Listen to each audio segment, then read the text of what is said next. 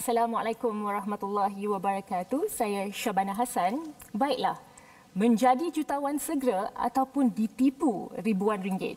Bagaimana pula pandangan Islam mengenainya? Itu adalah antara topik utama tak kala kita berbicara soal MLM ataupun pemasaran pelbagai peringkat pada malam ini. Apabila membincangkan isu MLM, pasti kita akan mengimbau kembali skim penipuan yang pernah mendapat perhatian di tanah air suatu ketika dahulu. Skim Pak Mantelo, skim piramid, skim Ponzi yang pada asasnya menjanjikan keuntungan luar biasa buat peserta mereka. Bukan itu sahaja, pada tahun 2019, Malaysia sekali lagi didedahkan dengan berita sindiket penipuan MLM yang menyasarkan golongan pelajar sehingga mereka dipujuk menggunakan wang daripada pinjaman PTPTN semata-mata untuk menyertai perniagaan MLM.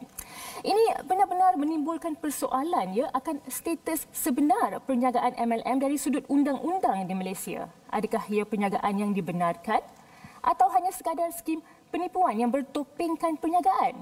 Keadaan ini dihangatkan lagi dengan pendedahan yang dibuat baru-baru ini di mana sebuah syarikat MLM yang juga beroperasi di Malaysia dikatakan terlibat dengan menyokong usaha kristianisasi secara terang-terangan.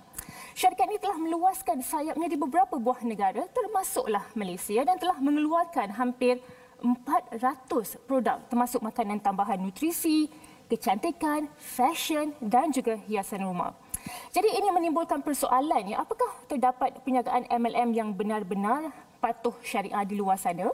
Dan bolehkah seorang yang beragama Islam menyertai MLM sama ada sebagai pengedar maupun sebagai ahli?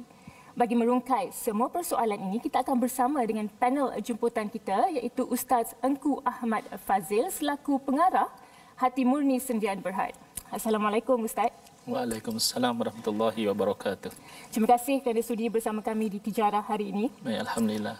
Baik Ustaz, bila kita sebut sahaja MLM ramai yang akan membayangkan skim-skim cepat kaya ataupun skim-skim penipuan bersiri Kalau kita merujuk kepada statistik pula Ustaz, pada tahun 2019 hampir 1 juta individu di Malaysia mengalami kerugian mencecah 3.8 bilion ringgit disebabkan skim-skim penipuan seperti ini.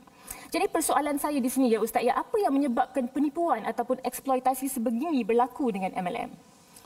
Baik. Bismillahirrahmanirrahim. Alhamdulillahirabbil alamin. Wassalatu wassalamu ala asyrafil anbiya'i wal mursalin wa ala alihi wa sahbihi ajma'in. Rabbi shrah li sadri wa yassir li amri wahlul 'uqdatam min lisani yafqahu qawli, amma ba'd. Kenapakah kerap berlaku penipuan dalam skim MLM? Yang paling utama adalah kerana ketiadaan ilmu tentang apa itu MLM. Sebagaimana yang disebut sebentar tadi, dia kaitkan dengan skim cepat kaya. Padahal MLM yang sebenar bukan skim cepat kaya. MLM yang sebenar adalah skim boleh kaya. Cepat atau lambat bergantung kepada strategi dan keaslian bisnes tersebut dan sebagainya. Kemudian MLM juga boleh disalahgunakan kerana dia satu sistem yang very powerful. Is a network marketing. Dia adalah pemasaran secara menggunakan rangkaian. So dia ada apa yang kita katakan exponential growth. Dia ada multiplying effect. Mana kalau seorang cari 2 memadai, cari 4 jadi 8, jadi 16, 32, 64 dan sedar-sedar dah ada ratusan. Jadi oleh kerana dia very powerful, dia very enticing untuk orang menggunakan dia sebagai satu topeng kepada penipuan. Jadi masyarakat banyak yang tak boleh bezakan mana antara MLM yang genuine. Dia selalu forget about the last M. Dia hanya fokus pada the first ML, multi level. Dia lupa bahawa marketing bermakna kita mesti ada pemasaran, kena ada produk, kena ada end users. Tak, dia hanya fokus kepada the reward plan. Kalau saya cari berapa orang saya dapat berapa, saya cari berapa orang saya dapat berapa. Padahal kalau fundamentals ada business tak ada kat situ, dia tunggu masa saja nak collapse. Macam Pak Mantelo, ada dulu Swiss Cash, yang terbaru ni macam-macam lah yang itu kalau dia punya fundamentals tak betul, maknanya the main thing yang perlu dilihat sebenarnya adalah produk. Jadi saya suka apa yang Ustaz cakap tadi MLM ini bukan sebenarnya skim cepat kaya, tapi sebenarnya skim boleh kaya. Baik Ustaz, baru-baru ni Ustaz, kita dikejutkan dengan berita bahawa satu syarikat MLM yang agak terkenal di Malaysia secara terang-terangan telah membantu mubaligh ataupun misionari agama Kristian. Dan perkembangan ini telah membuat ramai rakyat Islam Malaysia marah, sedih, rasa tertipu. Jadi apa pandangan Ustaz mengenai perkara ini? Baik, saya ingat ini satu isu yang lebih menarik, mana kita dah up to another level. Beberapa tahun yang lalu orang hanya fokus kepada pemasaran MLM itu sendiri. Adakah dari segi syariah dibenarkan ataupun ia hanya satu bentuk penipuan. Tapi bila kita bercakap tentang syarikat MLM terlibat dengan aktiviti missionaries, aktiviti pendayahan agama Kristian, maka isu itu menjadi lebih complicated. Sebab mungkin dari segi perniagaannya adalah patuh syariah. Produknya halal. Tidak ada melibatkan produk-produk yang dilarang. Marketingnya juga fair, tidak melanggar akta jualan langsung dan anti-pyramid scheme. Itu akta yang utama yang govern MLM. Kemudian kita jangan lupa keputusan muzakarah muzakarah kebangsaan yang ke-72 pada 2006 jelas menyebut bahawa konsep, struktur dan undang-undang perniagaan multi level marketing yang diluluskan oleh kerajaan adalah harus. Maknanya dibenarkan dari segi syarak dan tidak bercanggah dengan konsep perniagaan Islam. Jadi bila kita sentuh to that level, itu dia akan jadi lebih complicated. MLM-nya katakan okey. Itu kita kena study lah, kena ada pakar syariah yang nilai. Tetapi setelah dia okey, tiba-tiba syarikat itu declare kami adalah syarikat yang akan aktif mempromosikan agama Kristian, which is itu hak dia. Kita tak boleh expect orang Kristian tak promote agama dia. Tetapi orang Islam bolehkah terlibat? Tidakkah nanti akan ada isu kita tu macam bersubahat mendakwahkan agama Kristian sebab kita yang mempromosikan barangan dia? Jadi itu isu yang sebenarnya eksternal. Jadi saya juga terfikir di sini ya Ustaz ya.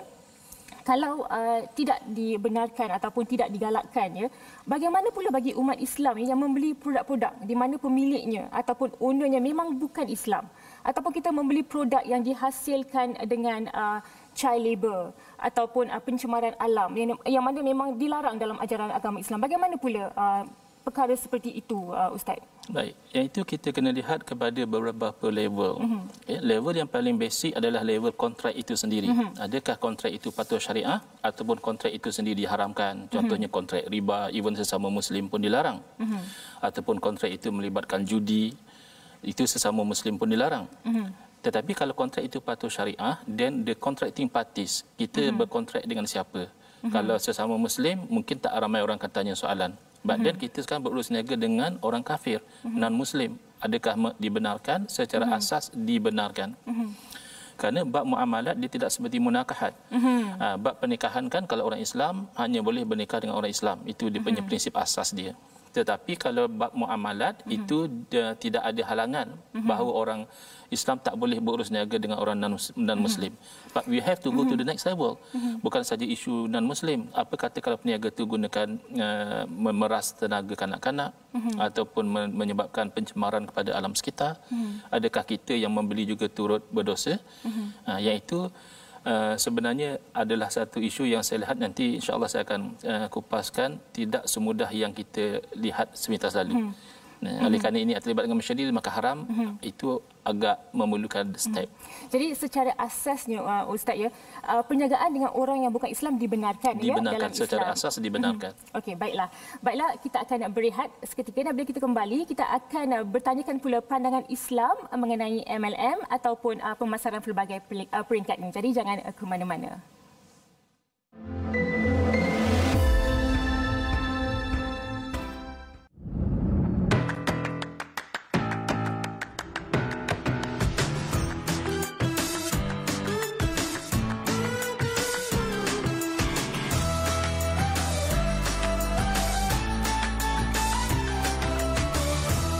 GT Fiber, pilihan yang lebih sihat.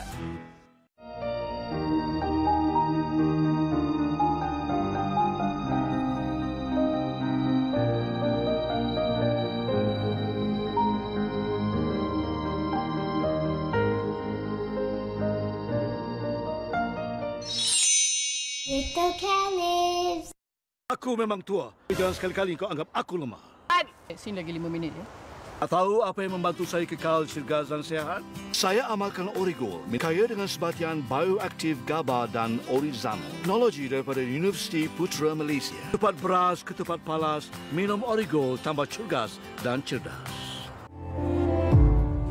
Saya ni OKU. Suami saya dah pesara. Umur dia 75. Sebab saya driver. Dia macam ada kerja dengan cik. Bapak makan kalau saya masak, bapak makan. Makan nasi dengan telur je.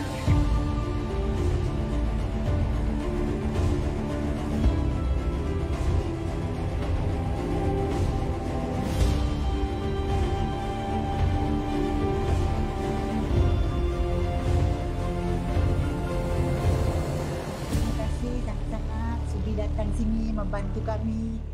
Dalam setiap hidangan Bayu Kelulut, ternyata ada rahsia alam yang tersimpan.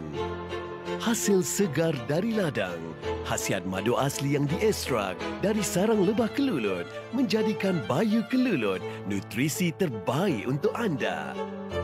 Terima kasih Malaysia kerana telah mengiktirafkan madu kelulut sebagai superfood pertama Malaysia. Bayu Kelulut, teman kelestarian hidup anda.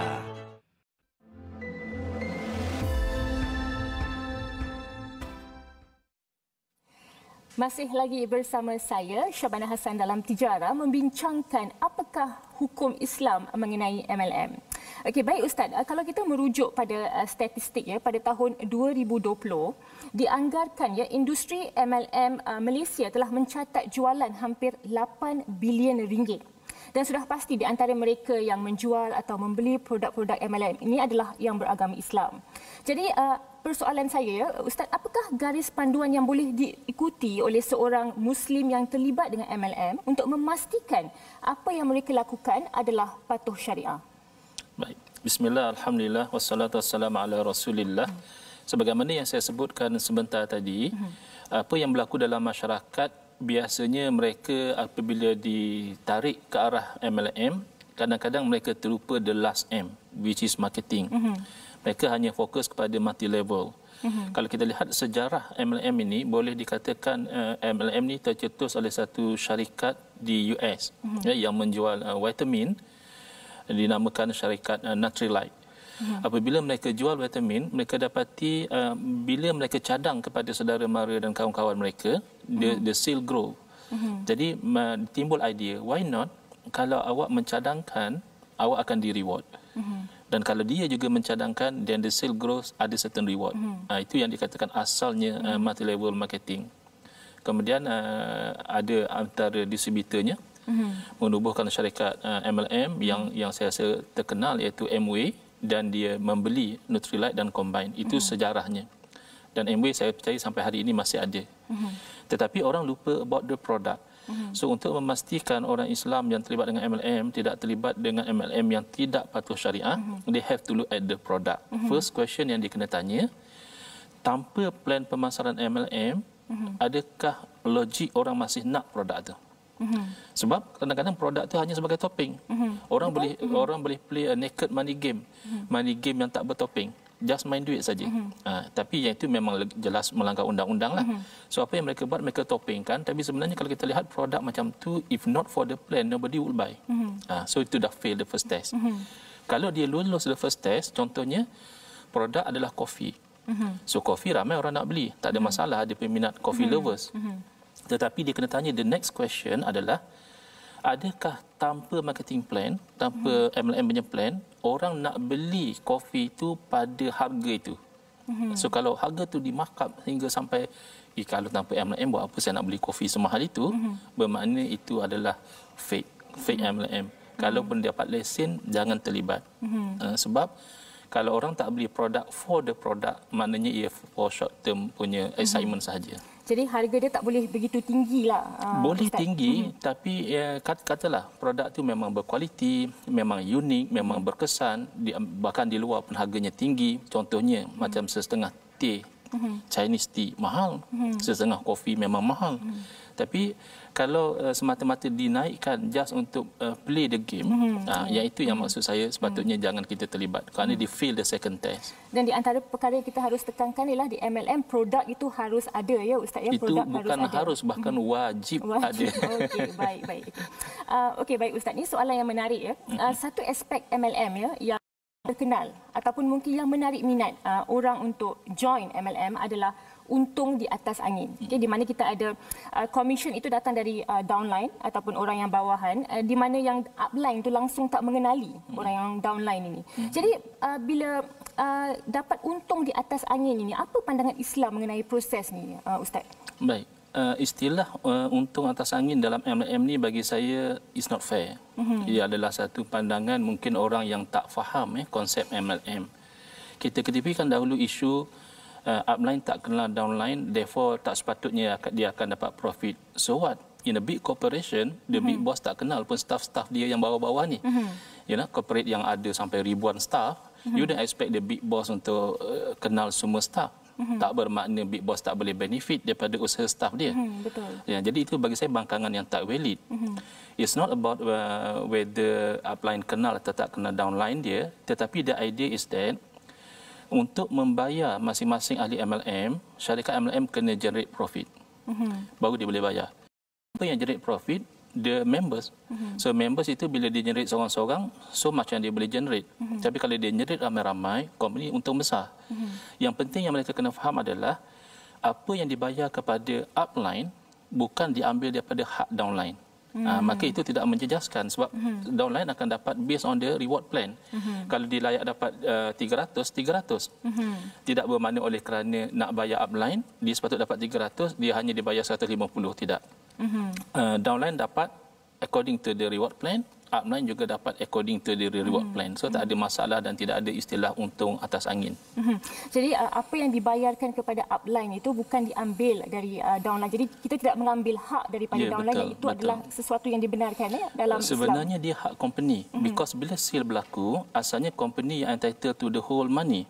Tapi no, kita dah ada perjanjian, saya tolong market your product, I'm entitled to a certain percent. So the reward plan tu daripada awal dah tetapkan. Kalau this is your performance, this is a percentage yang you layak. So dia tidak ada isu upline menzalimi downline. Jadi ia harus ada reward plan yang adil lah. Yes. Ya? Okay, baik. Baiklah, kita akan berehat seketika sahaja dan bila kita kembali kita akan bertanyakan kepada Ustaz dari sudut yang berbeza pula, iaitu bagaimana MLM telah memberikan sinar harapan kepada mereka yang terjejas akibat pandemik COVID-19. Jadi jangan ke mana-mana.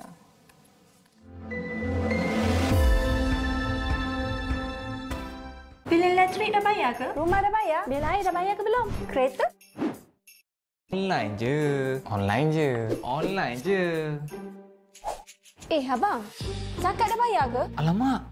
Belum bayar lagi lah ya. Mudah je. Abang cuma pergi ke www.zakat.com.my atau nak lagi mudah, buat potongan zakat bulanan di ptg.zakat.com.my. Mudah kan? Lepas ni tak ada lupa-lupa dah. Okey, selesai. Lama.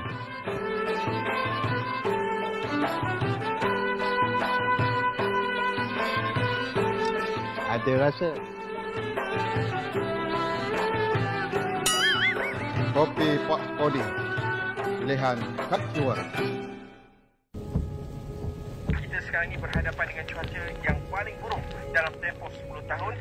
Ada lebih kurang dalam 60,000 keluarga Syria dan mempunyai lebih kurang dalam 160 kamp.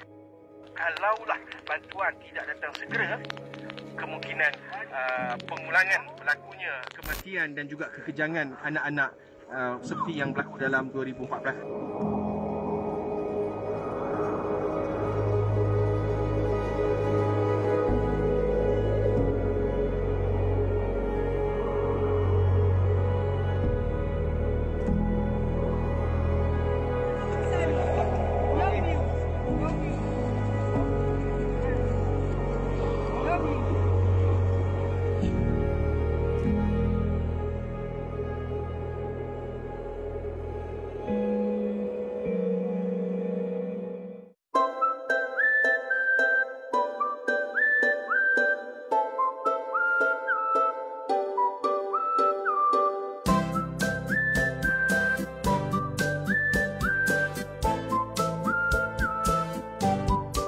terbaik.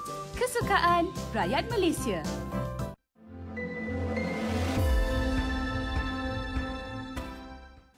Masih lagi bersama saya, Syabana Hassan dalam Tijarah, membincangkan topik MLM, apa hukum Islam. Baik Ustaz, sebelum kita pergi ke bagaimana MLM boleh membantu mereka yang mengalami kesusahan akibat pandemik COVID-19, saya ingin bertanyakan pula ya mengenai kriteria untuk memastikan syarikat MLM itu patuh syariah ya. Apa yang kami faham adalah satu kriteria untuk memastikan syarikat MLM itu patuh syariah adalah dengan melantik sekurang-kurangnya 2 penasihat syariah. Jadi bagaimana pula ya Ustaz dengan syarikat MLM yang produknya 100% halal, tidak menyalurkan sumbangan kepada perkara-perkara yang tidak halal tetapi mereka tidak ada penasihat syariah. Adakah syarikat ini dianggap sebagai patuh syariah ataupun tidak? Baik, of course daripada asalnya selagi mana zahirnya produknya tidak haram, aktiviti MLM-nya tidak ada unsur penipuan, memang ada real business dan sebagainya, itu adalah MLM yang patuh syariah. Cuma dari segi pengesahan dalam MLM ni dia challenge is the industry is not highly regulated macam industri perbankan.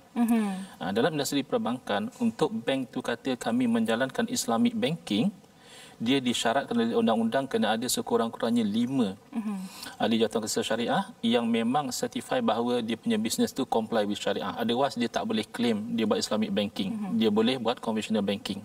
Tapi dalam MLM dia tidak highly regulated. So yang ada 2 penasihat syariah itu sebenarnya lebih kepada langkah berjaga-jaga. Because you claim that your MLM is patuh syariah, siapa pakarnya yang boleh mengesahkan dakwaan itu? Tapi tidaklah bermakna kalau tidak ada 2 pakar syariah itu automatik dia tidak patuh syariah. Contoh kan kalau ada cop halal JAKIM, seorang selesa ini dah dicek oleh JAKIM. Tapi adakah makcik-makcik kita yang berniaga di kampung tak pernah dapat cop halal JAKIM, maka automatik makanan dia tidak halal? Itulah analoginya. Jadi penasihat syariah ini akan membantu untuk memberi validation lah ataupun pengesahan keyakinan, integriti lah, dia ada a sense of integrity. Betul. Baik. Okey, berbalik kepada perbincangan kita mengenai syarikat MLM ya, yang telah menyalurkan bantuan kepada misioneri agama Kristian ya, Ustaz, dan mengundang kemarahan, kesedihan, rasa tertipu oleh ramai umat Islam ya. Namun kalau kita lihat dari sudut yang berbeza pula, ramai yang kehilangan pekerjaan sekarang, dipotong gaji. Jadi syarikat MLM ini dilihat sebagai penyelamat kerana dengan adanya syarikat MLM ini ramai yang dapat menjana pendapatan tambahan, melahirkan usahawan yang berjaya. Jadi dari pandangan Ustaz ya, adakah kita harus terus mengelakkan syarikat yang memberikan bantuan kepada misioneri agama Kristian ini ataupun mengambil pendekatan yang lebih luas, iaitu apa yang mereka lakukan dengan pendapatan mereka bukan dalam kawalan kita? Baik, sebenarnya itu adalah satu sudut pandangan orang yang ingin mengatakan bahawa kita masih boleh menjadi ejen, membeli produk, bahkan mempromosikan produk-produk ini kerana kata dia ia adalah jual beli dengan non-Muslim. So bila dia dapat keuntungan, kita tak boleh nak kontrol bagaimana dia menggunakan keuntungan dia. All this while pun misalnya kita apabila membeli produk-produk daripada non-Muslim, even produk-produk yang famous seperti Apple, Huawei dan sebagainya, we can say you use the money this way or that way. Betul. Tetapi yang tak setuju dia kata itu lain. Yang ini dia memang jelas-jelas declare dalam website dia bahawa dia company is a Christian company. Dia go for missionary. Tapi kita tak boleh menyekat kebebasan beragama dia. No, kita tidak menyekat kebebasan beragama dia. Kita cuma nak kenal pasti orang Islam bolehkah terlibat dengan syarikat yang terang-terang declare keuntungan dia akan disalurkan kepada pendayaan agama Kristian. Tidakkah itu menyebarkan satu kebatilan secara indirect?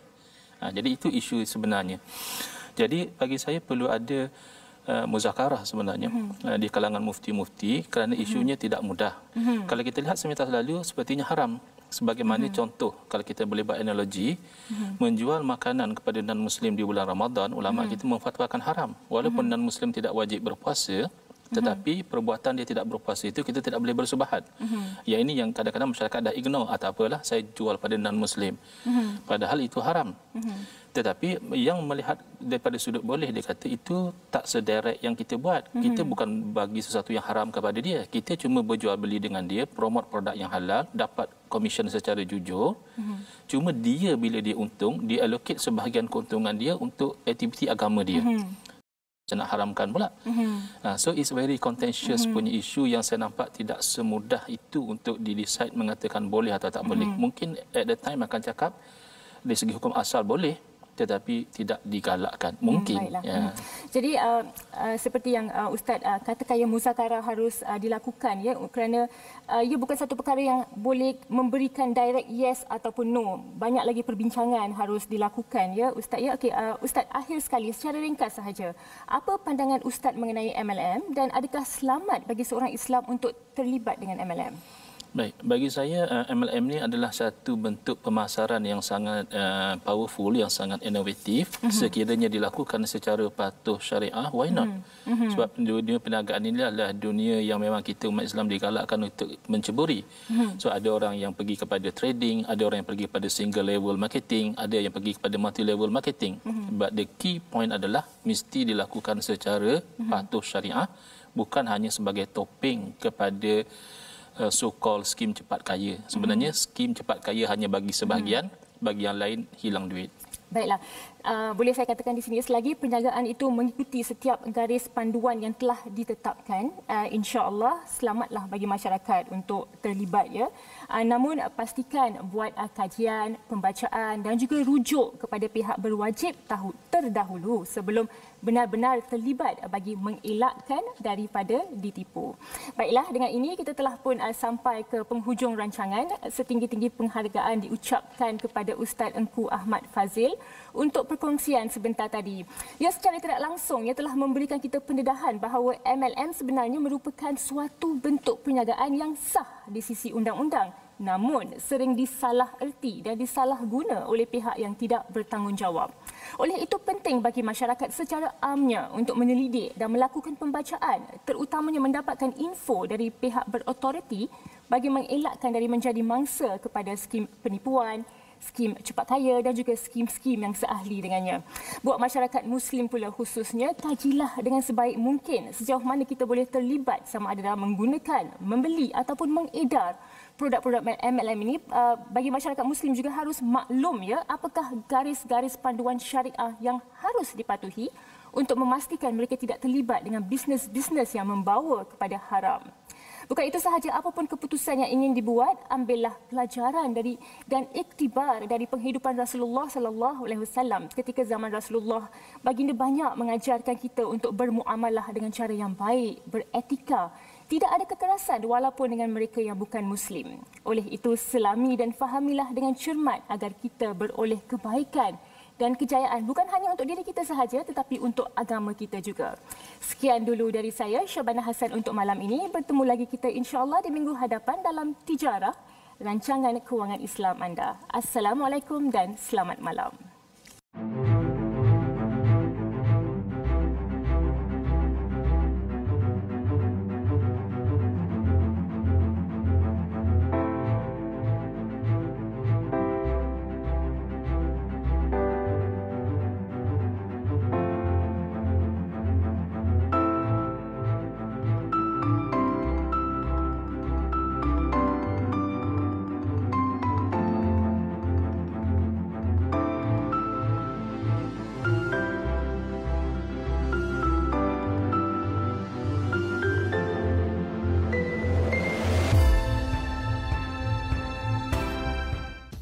Sistem aplikasi MERS 999, bantuan kecemasan kini lebih mudah.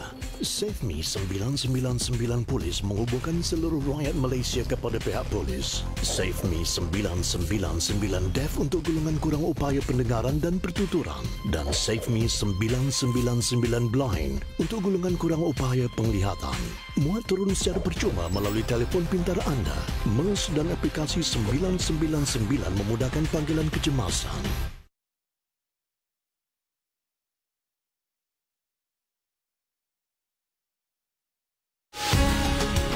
My Quran Time ini dibawakan khas kepada anda oleh Mofas.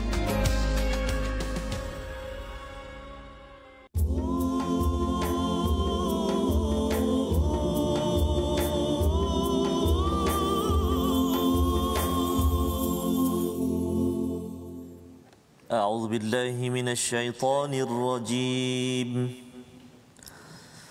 قالوا